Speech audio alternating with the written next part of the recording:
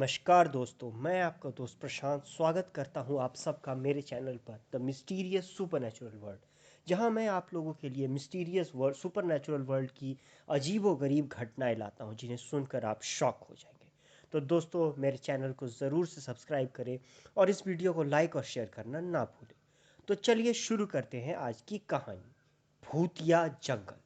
जी हाँ दोस्तों, ये कहानी है भूतिया जंगल की।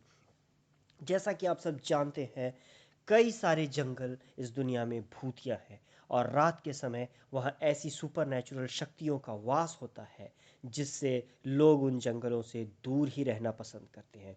और अगर कोई उन जंगलों में रात के वक्त भटकता है तो उसके साथ बहुत खतरनाक हादसे हो जाते हैं। तो ये कहानी है महाराष्ट्र में एक छोटे से गांव की जिसका नाम था सूरजगढ़। सूरजगढ़ एक महाराष्ट्र का एक छोटा सा गांव है। इस गांव में नेहा नाम की एक लड़की रहती थी जो अपने मम्मी और पापा के साथ रहती थी। नेहा की मम्मी हाउसवाइफ और उसके पापा एक किसान थे। सूरजगढ़ में एक छोटी सी पाठशाला है, एक स्कूल है जिसमें सिर्फ क्लास 8 तक की पढ़ाई होती है। क्योंकि वो बहुत ही छोटा सा गांव है तो वहाँ बहुत ज़्यादा फैसिलिटीज़ नहीं है। इसीलिए 8 स्टैंडर्ड की पढ़ाई करने के बाद सूरजगढ़ में कोई स्कूल है ही नहीं और लोगों को सूरजगढ़ से बाहर निकलना पड़ता है। सारे बच्चे पास के एक छोटे से शहर में वहाँ पढ़ने के लिए जाते हैं। सूरजगढ़ से करीब 8 से 10 किलोमीटर की दूरी पर एक शहर है जिसका नाम है रणकगढ़। रणकगढ़ में आपको 8वीं के बाद की स्कूल है जहाँ 10th और 12th बोर्ड तक की पढ़ाई होती है। तो नेहा का 8 स्टैंडर्ड ख़त्म हो चुका था और अब आगे की पढ़ाई के लिए नेहा का एडमिशन नए स्कूल में कराना था। तो नेहा के पापा ने शाम को जब वो घर पर आए, उन्होंने नेहा की मम्मी से कहा कि कल मैं नेहा को लेकर सुबह रणकगढ़ जाऊंगा और वहाँ एक अच्छे से स्कूल में इसका एडमिशन करा दूंगा। नेहा, तुम सुबह तैयार रहना। ये सुनकर नेहा और उसकी मम्मी ने हाँ में सर हिला दिया। नेहा की मम्मी ने पूछा कि लेकिन फिर नेहा डेली स्कूल कैसे जाया जाया करेगी, क्योंकि वहाँ कोई स्कूल बस की तो फैसिलिटी है नहीं। तो उनके पापा ने कहा कि इसके पास जो साइकिल मैंने इसे गिफ्ट की है उसी साइकिल से ये डेली आया जाया करेगी। रणकगढ़ करीब 8 से 10 किलोमीटर दूर है, डेली 8 to 10 किलोमीटर साइकिल चलाएगी और जाया करेगी। गांव में जनरली बहुत सारे लोग साइकिल का ही यूज़ करते हैं। नेहा की मम्मी ने कहा ये तो चलो ठीक है, लेकिन जो काला झाड़ी जंगल है, वो जो शॉर्टकट है उससे कभी मत जाना। दरअसल मेन रोड के रास्ते से रणकगढ़ 8 से 10 किलोमीटर की दूरी पर है, लेकिन एक शॉर्टकट भी है।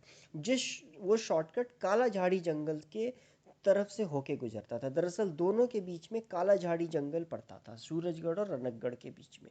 और अगर उस जंगल के थ्रू जाया जाए तो फिर ये डिस्टेंस सिर्फ 4 से 5 किलोमीटर दूर रह जाता था। लेकिन गांव वाले कहते थे कि वो जंगल हॉन्टेड है और उस जंगल में कई सारी भूतिया और शैतानी शक्तियों का वास है और शाम के बाद कोई भी उस जंगल से कभी भी इसीलिए क्रॉस नहीं करते थे। तो नेहा की मम्मी ने कहा ठीक है नेहा, तुम डेली जो स्कूल जाया करोगी तो नॉर्मल रास्ते से, हाईवे वाले रास्ते से ही जाना, मेन रोड से, और उस जंगल के रास्ते से कभी भी मत जाना। नेहा के पापा ने भी कहा हाँ सही बात है, और नेहा ने हाँ में सर हिला दिया। अगले दिन नेहा के पापा नेहा को लेकर गए और उन्होंने रणकगढ़ के सेंट मेरी स्कूल में उसका एडमिशन 9th क्लास में करा दिया। दरअसल रणकगढ़ के स्कूल्स में ऐसी फैसिलिटीज़ थी कि सूरजगढ़ के लड़कों को, लड़कियों को वो 9th में एडमिशन देते थे, क्योंकि वो पास का गाँव था और उन्हें भी पता था कि वहाँ तक सिर्फ 8 तक की पढ़ाई होती है। नेहा के साथ उसके कई सारे फ्रेंड्स का भी उसी के स्कूल सेंट मेरी स्कूल में एडमिशन हो गया। और नेहा की बेस्ट फ्रेंड राधा का भी एडमिशन उसी के साथ साथ उसी के क्लास और उसी के सेक्शन में हो गया। दोनों का एडमिशन 9A में हो गया। अब वो दोनों साथ साथ स्कूल आया जाया करने लगी। दोनों डेली सुबह सुबह गांव से साइकिल लेके निकलती थी, चलाते हुए स्कूल जाती थी और शाम को फिर वापस आती थी। दोनों मेन रोड से 8 से 10 किलोमीटर की डिस्टेंस को ट्रैवल करके रणकगढ़ जाती और अप एंड डाउन डेली करती थी। अब क्योंकि नेहा और राधा 9th स्टैंडर्ड में आ गए थे तो उनको ट्यूशन भी जाना ज़रूरी था। तो उन दोनों ने स्कूल के बाद ट्यूशन क्लासेस भी लगाई। अब आफ्टरनून में जैसे उनका स्कूल 2:30-3 बजे ख़त्म हो जाता था, उसके बाद ट्यूशन क्लासेस शुरू होती थी और उनको लगभग शाम के 6 बज जाते थे जब वो घर लौटती थी। इस तरह से डेली स्टूडेंट लाइफ चल रही थी। एक साल के बाद अब उनका 9th स्टैंडर्ड का एनुअल एग्ज़ाम आने वाला था। और अब ट्यूशन क्लासेस वाले सर ने एक्स्ट्रा क्लासेस लेना शुरू कर दिया। तो अब जो शाम 6 बजे तक वो पहुंच जाया कर रही थी, 6 बजे तक वो फ्री हो जाती थी ट्यूशन से, और लगभग 7 बजे शाम तक वो घर पहुंच जाती थी। अब वो थोड़ा लेट होना शुरू हो गया। एक दिन क्या हुआ, ट्यूशन वाले जो सर थे वो काफ़ी स्ट्रिक्ट सर थे, और स्पेशली वो मैथ्स के टीचर थे। आप लोगों को पता ही होगा मैथ्स के टीचर्स वैसे भी स्ट्रिक्ट होते हैं। तो उन्होंने क्लासेस तो लेना शुरू किया जो शाम के 7 बजे तक चला। उसके बाद उन्होंने क्या किया, सभी बच्चों से कहा कि तुम्हारे नेक्स्ट मंथ एग्जाम होने वाले हैं, तो अब मैं एक सरप्राइज टेस्ट लूंगा जिससे पता चलेगा कि तुम लोग कितने प्रिपरेशन किए हो, कितने तुम लोग पानी में हो। सारे के सारे बच्चे अब कर क्या सकते थे, जैसा सर ने बोला वैसा ही होगा।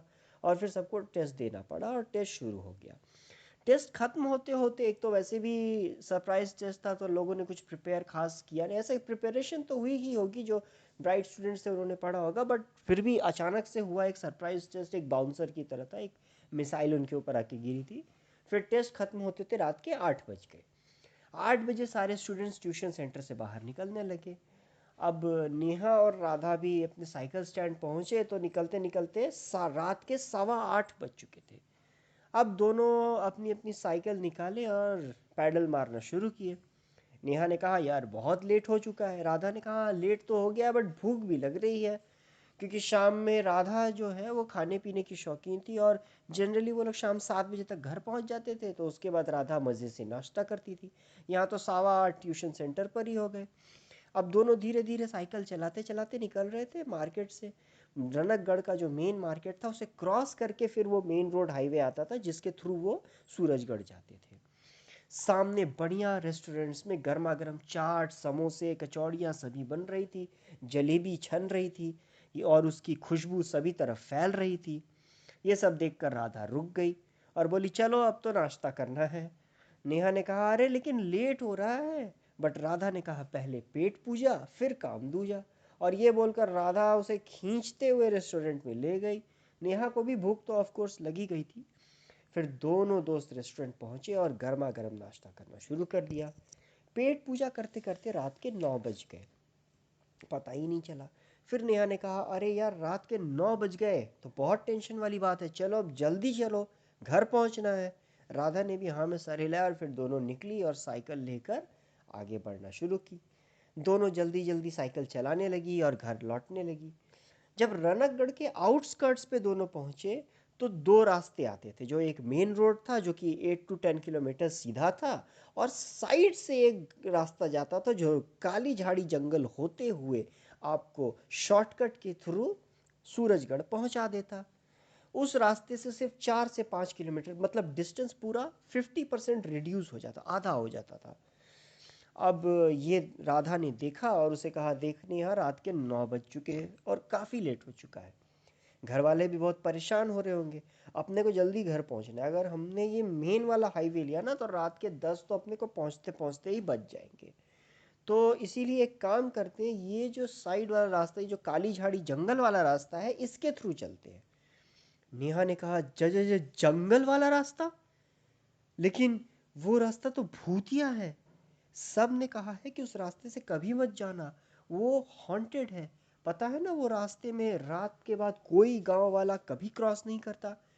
राधा जो है इन सब बातों में नहीं मानती थी। उसने कहा अरे भूत भूत कुछ नहीं होता, तुझे नहीं पता क्या, ये सब मनगढ़ंत कहानियां हैं, और हम लोग आजकल के ज़माने के लोग हैं, हम लोग पढ़े लिखे बच्चे हैं। हम लोग ऐसे अनपढ़ों की तरह बात करेंगे तो कैसे होगा। और इतना लेट हो गया है, तू देख ले मेन हाईवे से कर गया। एक तो मेरे शरीर में वैसे भी ताकत नहीं है, ऊपर से मैंने नाश्ता कर लिया है, तो अब तो मेरे में इतनी हिम्मत नहीं है कि मैं 10 किलोमीटर साइकिल चलाऊं। पता चलेगा रात के 10 से 11 बज जाएंगे तब हम पहुंचेंगे। जंगल के रास्ते से अगर चलेंगे तो और एकदम सीधा हाफ है, 4 किलोमीटर है, तुरंत निकल जाएगा, कुछ पता भी नहीं चलेगा, और आधे घंटे में अपन घर पहुंच जाएंगे। ये बोलकर उसने कहा कि भैया समझदारी इसी में है कि हम इसी तरफ से चले, ये भूत वूत की मनगढ़ंत कहानियों पे विश्वास करना बंद कर और मेरे पीछे पीछे आ। ये उसने कहा और राधा फिर उस जंगल वाले रास्ते की तरफ बढ़ चली, अपनी साइकिल मोड़ दी। अब बेचारी नेहा खड़ी खड़ी सोच रही है, बट मरती क्या ना करती, उसके पीछे पीछे नेहा को भी चलना पड़ा, अपनी सखी के पीछे पीछे। अब दोनों उस भूतिया जंगल में एंटर कर चुके थे। टाइम हो रहा था, आप रख लो रात के 9:15, और अपनी अपनी साइकिल बढ़ा रहे थे। पूरे जंगल में एक पूरा सन्नाटा फैला हुआ था। चांदनी रात होने की वजह से लाइट काफी अच्छी आ रही थी। जंगल में वैसे तो पेड़े होते हैं, बट ऊपर से चांद की रोशनी में दिखाई उनको दे रहा था। दोनों डर डर भी रही थी। बेसिकली नेहा ज्यादा डर रही थी, राधा को तो कुछ फर्क पड़ता ही नहीं था, वो तो मजे से चली जा रही थी। नेहा भी उसके साथ चली थी, थोड़ा डर डर रही थी और बढ़ रही थी। तभी चारों तरफ उल्लू की आवाज आने लगी। आपको पता ही है जंगल में रात के समय सारे जानवर एक्टिव हो जाते हैं। वैसे उसमें कोई शेर चीते टाइप के जानवर तो नहीं थे, बट उल्लू और कई तरह के पक्षियों की आवाज आने लगी। राधा चौंक गई, उसने बोला ये क्या है? तो नेहा ने कहा अरे ये तो उल्लू था, उल्लू की आवाज है। तो नेहा ने कहा अच्छा, मुझे लगा कि भूत वूत तो नहीं। उसने नेहा के मजे लिए या पता नहीं क्या। तो नेहा ने कहा चुप रहो, ऐसी जगहों पे इन चीजों का नाम भी नहीं लेते। राधा ने कहा फालतू में लोग डरते हैं यार, तू देख हम दोनों यहाँ मस्ती से चल रहे, कुछ हुआ क्या? यहाँ कोई भूत वूत नहीं है। नेहा ने कहा चुप करो, ऐसी जगह पर बोलना नहीं जाता, इन चीजों का बताया ना नाम तक नहीं लेते। तो राधा ने कहा वैसे एक बात बता, इस जंगल को भूतिया कहते क्यों है? कहानी क्या है इसकी? नेहा ने कहा मेरी दादी बताती थी कि इस जंगल में रात के समय एक चुड़ैल घूमती है, और भगवान से मनाओ हमारा उस चुड़ैल से कभी सामना ना हो। राधा हंसने लगी। फिर दोनों साइकिल चलाने लगे। जंगल में पूरा सन्नाटा पसरा था, बस जानवरों की, झिंगुरों की आवाजें और पक्षियों की, खासकर उल्लू की आवाजें आ रही थी। दोनों चुपचाप साइकिल चला रही थी। तभी पायल की छन छन की आवाज आने लगी। जंगल के सन्नाटे को चीरती हुई छन छन की आवाज एकदम साफ गूंज रही थी। राधा ने कहा नेहा सुना, यहाँ तो पायल की आवाज आ रही है। नेहा ने कहा हाँ यार, लेकिन इस जंगल में कौन इस वक्त आधी रात को पायल पहन के घूम रहा है? ये कहाँ से आएगी? कहीं ये चुड़ैल तो नहीं? जल्दी निकल यहाँ से। तभी लगभग 10 फीट दूर, इन्होंने जैसे कहा ही था, सामने उन दोनों ने देखा कि एक औरत खड़ी है। और उस औरत ने पूरी रेड कलर की एक साड़ी टाइप से पहनी हुई है, और उसके बालों से उसका चेहरा आगे, उसके पूरे बाल, लंबे लंबे बाल चेहरे के आगे हैं, तो उसका चेहरा पूरा ढका हुआ है, बाल से दिखाई नहीं दे रहा है। अब दोनों उसी डायरेक्शन में बढ़ रही थी धीरे धीरे। साइकिल चलाते चलाते जब उससे वो लोग, बेसिकली वो 20 फीट दूर थी, 10-20 फीट दूर थी। अब जब ये लोग उसके नज़दीक पहुंचे, जब 6-7 6 फीट 5 फीट की दूरी होगी, तब राधा ने साइकिल चलाते चलाते धीरे से उसके सामने गई और साइकिल रोक दिया, और उससे पूछा आप यहाँ क्या कर रही हैं? औरत ने चेहरा ऊपर किया, अपने बाल हटाए और कहा मैं यहीं रहती हूँ। तभी नेहा चिल्लाई राधा, उसके पैर देख। राधा ने नीचे देखा तो पाया कि उसके जो पैर थे वो उल्टे थे। वो औरत जोर जोर से हंसने लगी, और उसकी आंखें जो ब्लैक कलर की आई बॉल्स थी वो अब रेड हो चुकी थी, और उसके जो नेल्स थे वो भी दिखाई देने लगे। औरत ने कहा तुम दोनों नहीं बचोगे। राधा जल्दी से साइकिल चलाना शुरू किया और नेहा के पीछे पीछे भागना शुरू कर दी। राधा बोली ये क्या है? नेहा ने कहा पागल, वो चुड़ैल है, बस साइकिल चला और रुकना मत, सीधा चल। राधा ने पीछे देखा तो पाया वो चुड़ैल खड़ी खड़ी हंस रही है। फिर थोड़ी देर बाद जब वो लोग आगे बढ़ गए, तो 20 से 25 फीट दूर पे वो चुड़ैल खड़ी थी। उनके सामने फिर से वो मतलब अपीयर हो गई और हंसने लगी। ये देख दोनों की हालत खराब हो गई, और दोनों ने साइकिल को दूसरे डायरेक्शन में मोड़ा। उस डायरेक्शन में करीब वो 2-3 मिनट तक साइकिल चला रहे थे, लेकिन उन्होंने पाया कि फिर 20 फीट सामने वही औरत आकर खड़ी हो गई है। मतलब एक तरह से ये सर्कुलर गेम, जिस भी डायरेक्शन में वो मोड़ रहे हैं, थोड़ी देर बाद उस चुड़ैल को अपने सामने पा रहे हैं। राधा ने कहा यार ये चुड़ैल तो हर जगह है, अब हम नहीं बच पाएंगे। नेहा ने कहा हिम्मत मत हार, हनुमान जी का नाम ले, हनुमान चालीसा पढ़ और मेरे पीछे पीछे आ। ये कहकर नेहा ने अपनी साइकिल वेस्टर्न डायरेक्शन की तरफ मोड़ दी, और राधा भी उसके पीछे पीछे वेस्टर्न डायरेक्शन में भागी। दोनों जोर जोर से हनुमान जी का नाम जपने लगे, जय हनुमान ज्ञान गुण सागर, जय कपीश तिहु लोक उजागर। भैया सिर्फ हनुमान जी का ही तो सहारा है। थोड़ी दूर में दोनों एक पुराने मंदिर के सामने पहुंचे। जंगल के बीचों बीच एक पुराना मंदिर था, पता नहीं कैसे बट था। और दोनों ने वहीं पर अपनी साइकिल रोकी और साइकिल फेंक कर सीधा मंदिर के अंदर दौड़ी और अंदर पहुंची। अंदर बहुत सारे दीप जल रहे थे, केले के पत्ते थे, और वहां कुछ साधु थे, 3-4 साधु थे जो कुछ खास पूजा की विधि की तैयारी कर रहे थे। उन लोगों ने उन लोगों को देखा, वो देख के पंडित पुजारी नहीं लग रहे थे, वो सिद्ध ऋषि साधु महाराज लग रहे थे, जैसे हिमालय के साधु होते हैं। वो एक साधु ने उन्हें देखा और बोला, क्या हुआ पुत्री, तुम बहुत ही संकट में लग रही हो। वो शुद्ध संस्कृत में बात कर रहे थे। नेहा ने अपनी सारी बातें बताई। साधु ने कहा, तुम लोग चिंतित मत हो और यहाँ मंदिर के प्रांगण में रात्रि को गुजारो। बाकी के जो साधु थे उन्होंने द्वार बंद कर दिया और अपने दीप जलाने और अपने वो सारे प्रिपरेशंस में लग गए। राधा ने पूछा, राधा को ज्यादा खुजली थी क्वेश्चन करने की, चुड़ैल के आगे भी रोकी थी कि आप क्या कर रही हैं यहाँ। ये उनसे पूछती है, ये क्या हो रहा है बाबा। साधु जी ने कहा कि आज एक बहुत ही खास मुहूर्त है। आज स्वाति नक्षत्र में पड़ता है।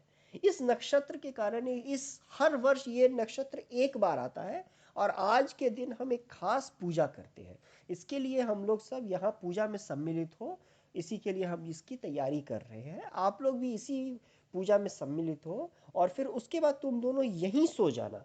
बाहर जाना खतरे से खाली नहीं है, क्योंकि ये जो जंगल है, ये जो वन है, ये ठीक नहीं है।